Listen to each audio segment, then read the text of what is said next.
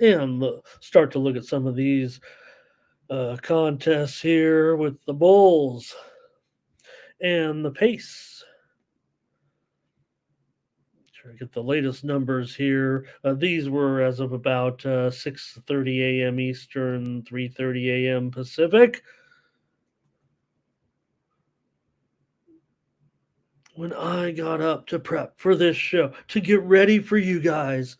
All right.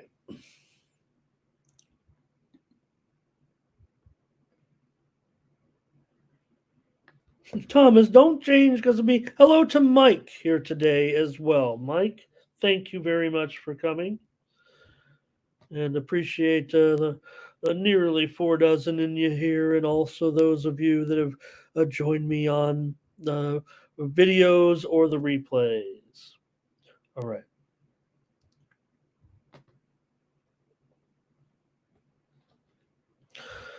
Pacers -3. This total, oh boy, this total is going through the roof.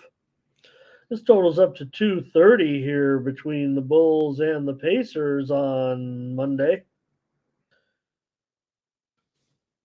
This isn't some Eastern Conference game from the old days with these two here, and I don't know. It looks like it's going to go over to me as well. Man, this thing really paying the price here, but I'm not sure I can go under, and I don't know. I might like the side, so I might just want to give out the total over here right now because that's the way I think it's going to go. And now I've got to go over 230.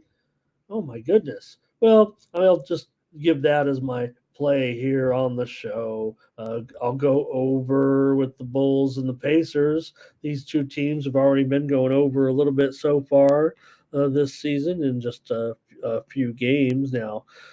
Um, Look, this team's been coming rolling in on the over this morning. I'm not saying that um, these guys are always right, but in this matchup where so far the Pacers coming in 2-0, by the way, break them up here, but this has been a series that has been a like a pretty strong under series of late. 20 of the last 28 meetings have gone under, and this is a series. They meet several times a year. However, the Pacers are 9-2 to the over in their last 11 games, dating back to last season. The Pacers so far they went over at Cleveland. They beat them 125-113, and of course they hammered Washington 143-120.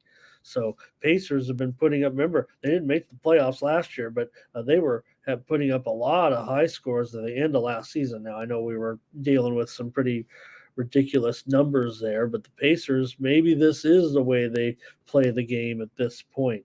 For Chicago, they did go over in their last game. That was a loss to Detroit on the road. Total was 213. It went to 220. Now, before that, they had an overtime game against Toronto that was under, but they went over against Oklahoma State in a 20-point loss. So they've gone over in 2 of 3 games so far this season.